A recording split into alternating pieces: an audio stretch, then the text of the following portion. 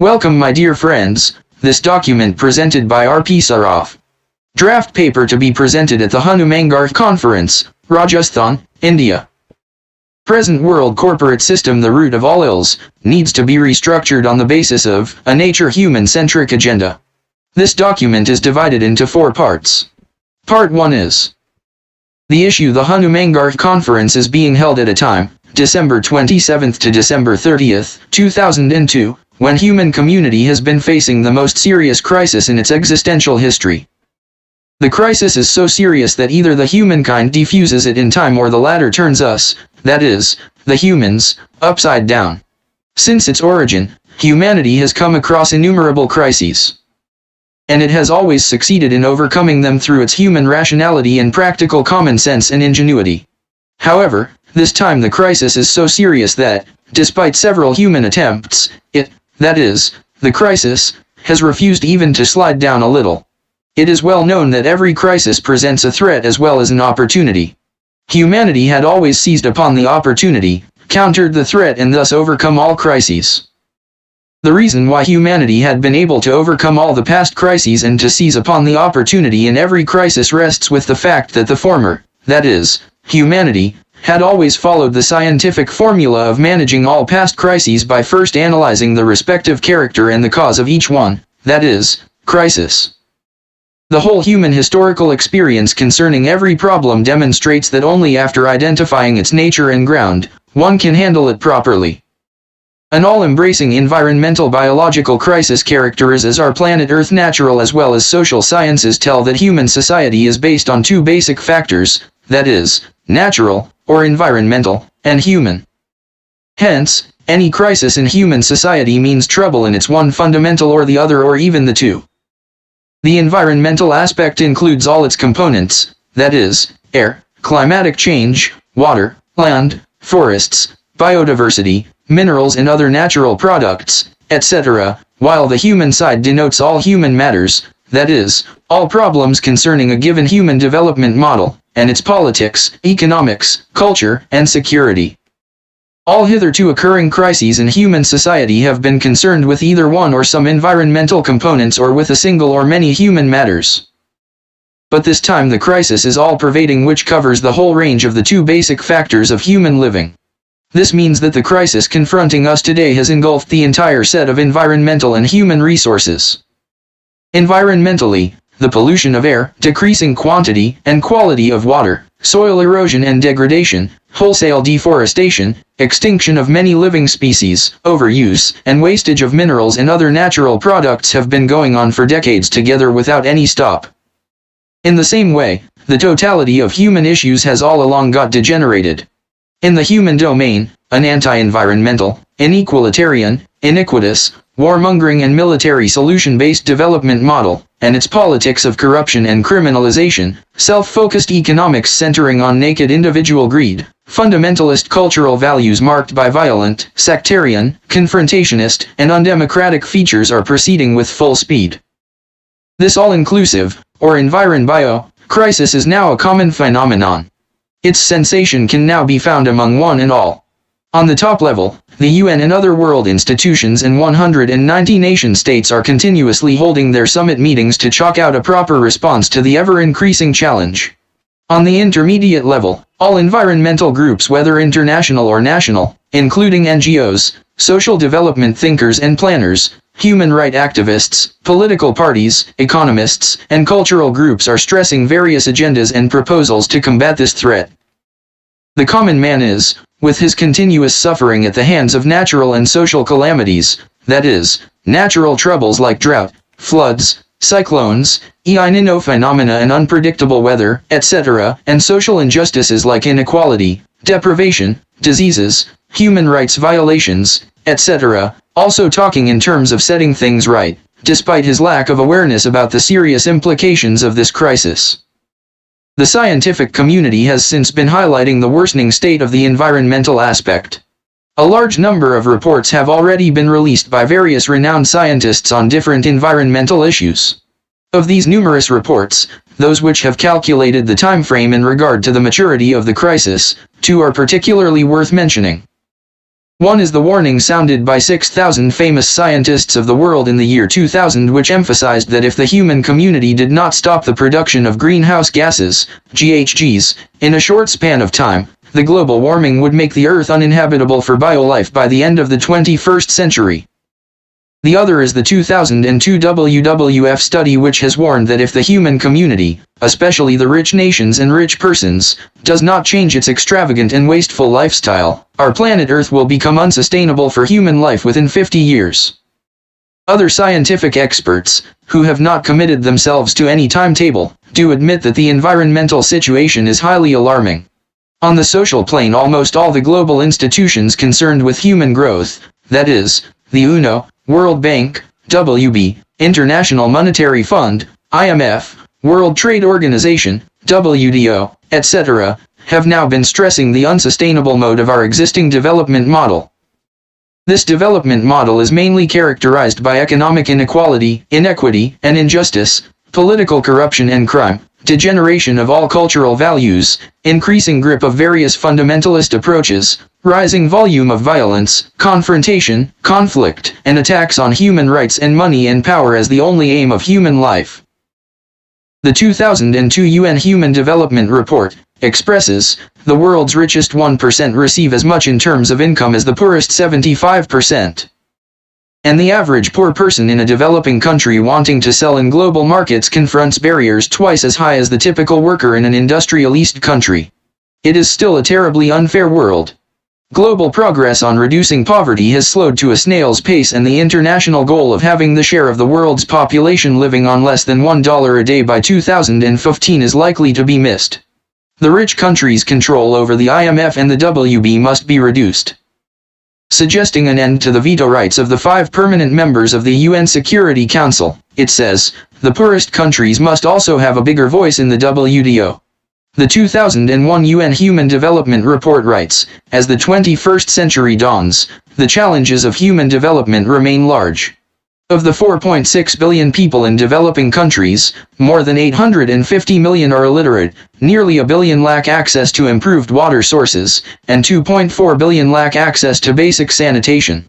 Nearly 325 million boys and girls are out of school. And 11 million children under age 5 die each year from preventable causes, equivalent to more than 30,000 a day. Around 1.2 billion people live on less than the equivalent of $1 a day, 1993 ppb US dollar, and 2.8 billion on less than $2 a day. Such deprivations are not limited to developing countries. In OECD, Organization for Economic Cooperation and Development, countries, more than 130 million people are income poor, 34 million are unemployed, and adult functional illiteracy rates average 15%. Global inequalities in income are also high. In 1993, the poorest 10% of the world's people had only 1.6% of the income of the richest 10%. The income of the richest 1% added up to that of the poorest 57%. The richest 10% of the US population, around 25 million people, had a combined income greater than that of the poorest 43% of the world's people, around 2 billion people. The report admits that in most spheres today, matters relating to technical progress, research, designs, production, propagation are governed not by considerations of social benefits, but by calculations of profitability of economically powerful private agencies. In 2000, Brazil had 9 billionaires with a collective worth of $20 billion, India had 9 worth $23 billion, Malaysia had 5 worth $12 billion, Mexico had 13 worth $25 billion, and Saudi Arabia had 5 worth $41 billion. The report noted that the worlds of finance and development are linked through the mechanisms of saving and investment. An estimated $7.5 trillion was saved or invested worldwide last year, of which $1.7 billion was invested in developing countries. But the net transfer to wealthy countries amounted to $450 billion, 3/4 of which was absorbed by the United States.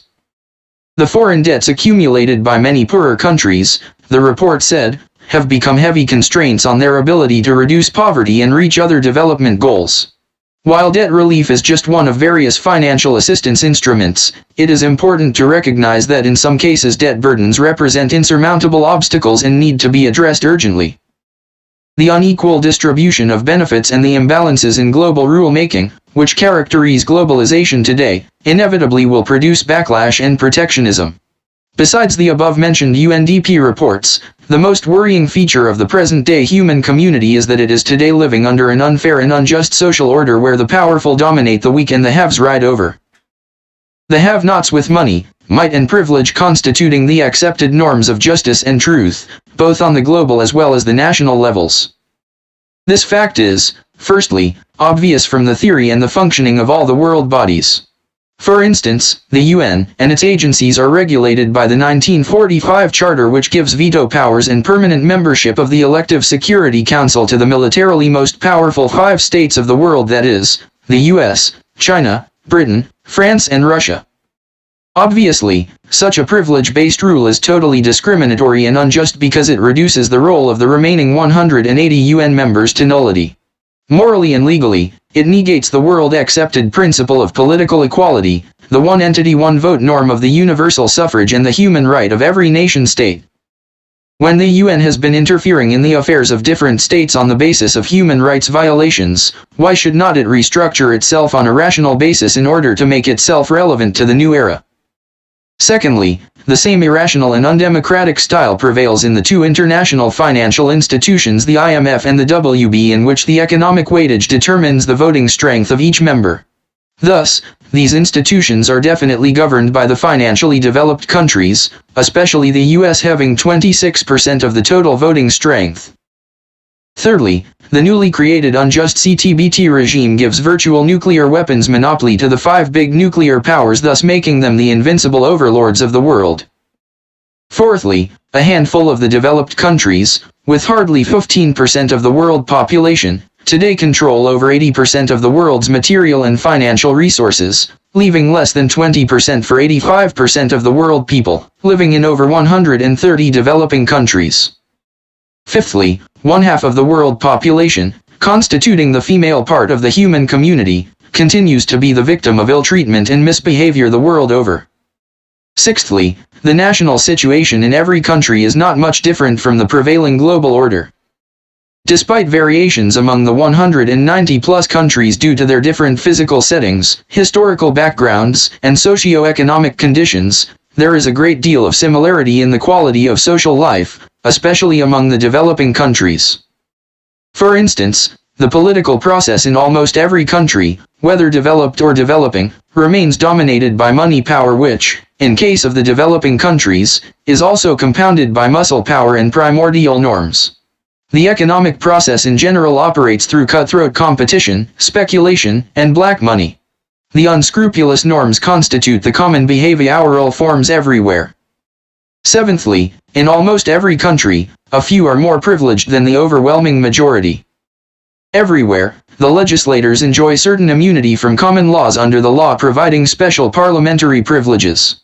In the developing countries, the ruling groups often abuse the law with impunity. Nowhere in the world is the judiciary accountable to the people. Instead, the universally prevailing contempt of courts law empowers it to silence every critic. The official secrets law, existing in nearly all countries, authorizes the bureaucracy to cover up all deals and thus ride roughshod over the people. The law enforcement agencies enjoy wide-ranging powers the world over. In the Third World, they behave as law unto themselves. Everywhere the law favors the rich and the lawbreakers and is biased against the poor and the deprived. Eighthly, the US today stands as the unchallenged policeman of the world. After its single-handed military success in Afghanistan, it has become more unilateralist and belligerent. Now, it has declared a perpetual war against its alleged terrorism, so far defined neither by the UN nor some other UN member.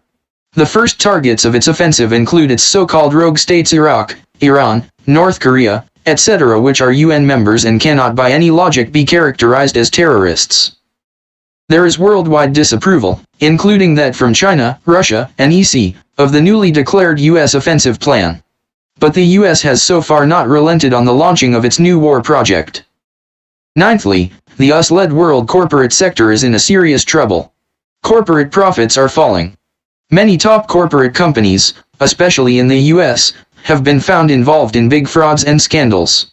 The corporate claim of its being a social institution of wealth creation and of prosperity and progress generation has got exposed. Tenthly, the corporate-based global development process is facing an unheard-of crisis, posing a very serious challenge to mankind. Rich/poor divide is increasing at an unprecedented scale. Poverty and unemployment are spreading fast. Military budgets a drain on sustainable development are sharply rising, while spendings on social development are declining. Area of corruption, crime, violence, and suicides in the world is vastly expanding, taking political and economic spheres and their executives in its fold. Human rights violations, discrimination against minorities and other weaker sections and atrocities against women are on the increase. Ethnic tensions are heightening. Various types of fundamentalist concepts, both new and old, are misleading and dividing the people. Today, we are in a world where unscrupulous politics, black money, and yes sir conduct have been the most profitable professions, signifying the parameters of the prevailing unfair order. All the aforementioned serious challenges and dangerous threats reflect disharmonies within human society and between the latter and the nature. Essentially, they indicate the imbalanced state of the human community. The above stated facts put a heavy responsibility on the shoulders of all humans to deepen their understanding of the fatal implications of the ongoing crisis, try to find out its real cause and do everything in their power to answer it with a realistic agenda. Thanks for watching. This document presented by Mr. R.P. Saraf, founder of Nature Human Centric People's Movement. Your comment and suggestion is required on this document.